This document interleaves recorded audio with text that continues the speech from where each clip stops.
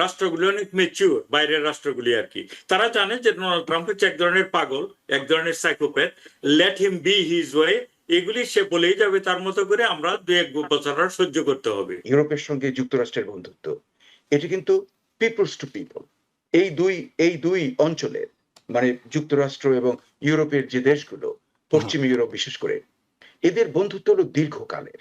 Donald Trump versus rest of the world আর কি, not US versus rest of the world. নেটোর country like Spain, তার airfield যেটা আমাদের বেজ, যুক্তরাষ্ট্রের যেখানে মিলিটারি বেজ, সেই মিলিটারি বেজের এয়ার স্ট্রিপকে রানওয়ে ব্যবহার করার পারমিশন দেয়নি স্পেন। আপনি লক্ষ্য করে দেখুন, অথচ এরা কিন্তু আমাদের গভীর বন্ধু। প্রেসিডেন্ট যুদ্ধ করছেন, দেশের ভিতরে ইমিগ্রেশন নিয়ে ক্র্যাকডাউন চালাচ্ছেন, খেয়াল খুশি মতো অনেক কিছু করছেন, কিন্তু বন্ধু যারা, আমরা দেখলাম কিয়ার স্টারমারকে নিয়ে তিনি কথা বলছেন, ইমানুয়েল ম্যাক্রনকে নিয়ে তিনি কথা বলছেন, জর্জিয়া মেলোনিকে নিয়ে তিনি ব্যঙ্গ করছেন, এবং পোপকে নিয়েও বলতে ছাড়ছেন না। মানে এরা তো কেউ আয়াতুল্লাহ খামেনি কিংবা কিম জং উন নয় যে তাদেরকে আক্রমণ করতে হবে, তাদের সাথে সম্পর্ক নষ্ট করতে হবে।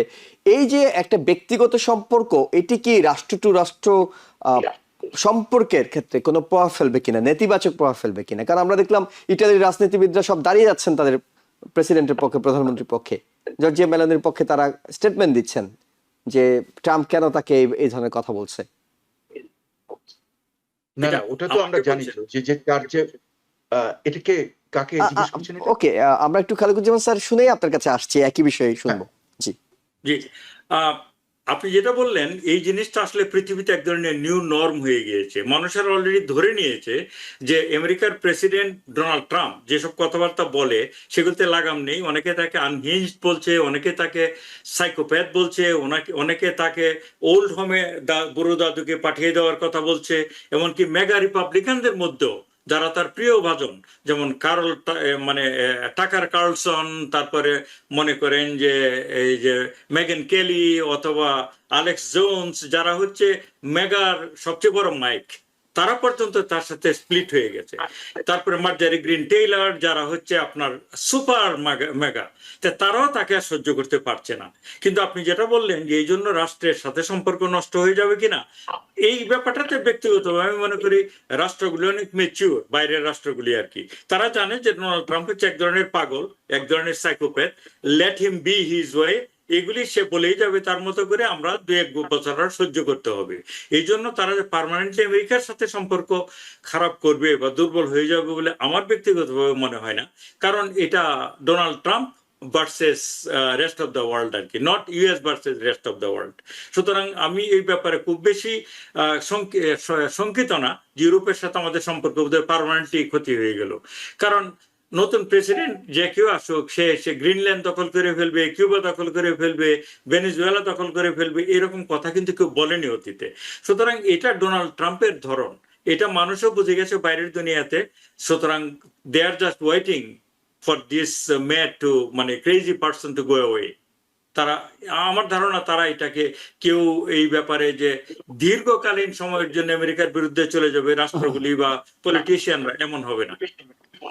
জি, প্রফেসর ডক্টর মোস্তফা সরওয়ার, মানে বিষয়টা একটু যদি যোগ করেন যে অনেকে তো এই ধাক্কাটা খায়নি, মানে নেটো হয়তো ভাবেনি যে আমেরিকাকে ছাড়া কিভাবে একা একা চলতে হয়, এমন একটা দিনও আসতে পারে, হয়তো ভাবেনি। আমি বলছি এখন যখন তারা বাস্তব পরিস্থিতিতে দাঁড়িয়ে দেখছে যে না, আমেরিকাকে ছাড়াই আমাদেরকে চলতে হবে, তখন তো এই ভাবনাটা আসারই কথা। মানে অনেকে আমরা বাবা যতদিন বেঁচে থাকেন হয়তো ভাবি যে বাবা বেঁচে আছেন, ভাবতে হচ্ছে না, কিন্তু বাবা যেদিন বলে যে আমি আর তোমার সাথে নেই, তখন তো আসলে ভাবতে হয়। সেই ভাবনাটা কি আসছে না? মানে আমেরিকাকে ছাড়া একটা দুনিয়া, অন্য রাষ্ট্রগুলো কিভাবে চলবে?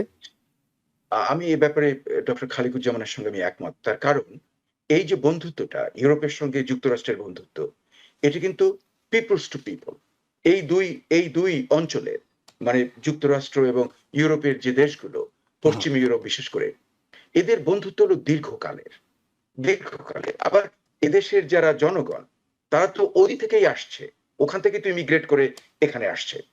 কাজে আমার তো মনে হয় যে, এবং বেশ কতগুলো কমন ম্যাটেরিয়াল আছে, যেমন ধরেন এদের প্রত্যেকেরই বিশ্বাস ডেমোক্রেসির প্রতি, হ্যাঁ, এদের অনেকেরই বিশ্বাস বিভিন্ন নর্মস সোসাইটির, যেগুলো এদের মধ্যে মতের অনেক মিল রয়েছে। কাজে এই বন্ধুত্ব না, কিন্তু আহ, টেরিফ খেয়ে তো সাময়িক আমরা দেখলাম অনেকে চায়নার দিকে ঝুঁকা শুরু করলো। ইন্ডিয়া টেরিফ খেয়ে চায়নাতে গিয়ে বন্ধুত্ব করে ফেললো, রাশিয়া সবাই মিলে একটা শোডাউনও করে ফেললো। মানে চেঞ্জ তো হচ্ছে না এই বিষয়গুলো। মানে তারা তো এটা ভাবতে পারতো, না আচ্ছা প্রেসিডেন্ট ট্রাম্প ব্যক্তিগতভাবে দিয়েছেন, সো আমার মোদি ভাবতে পারতেন আমার চায়না যাওয়ার দরকারটা কি। তিনি তো ওইমুখী হয়ে গেছেন। তারপর ইউরোপের অনেক দেশ এখন চায়নার সাথে বাণিজ্যিক সম্পর্ক বাড়ানোর চেষ্টা করছে।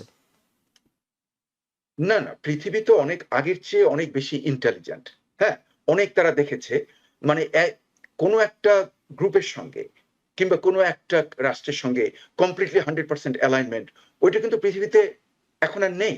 আমরা যদি লক্ষ্য করি, হ্যাঁ, আপনি একটা প্রমাণ দেখেন যে এবারে যখন আমরা ইরানের বিরুদ্ধে যুদ্ধে গেলাম, হ্যাঁ, ইউরোপ তো আমাদের সঙ্গে এলো না, এমনকি নেটোর কান্ট্রি লাইক স্পেন, তার এয়ারফিল্ড, যেটা আমাদের বেস, যুক্তরাষ্ট্রের যেখানে মিলিটারি বেস, সেই মিলিটারি বেসের এয়ার স্ট্রিপকে রানওয়ে ব্যবহার করার পারমিশন দেয়নি স্পেন। আপনি লক্ষ্য করে দেখুন। হুম হুম অথচ এরা কিন্তু আমাদের গভীর বন্ধু। হ্যাঁ, এদের সঙ্গে আমাদের প্রত্যেকের ডিফেন্স ফ্যাক্টর রয়েছে।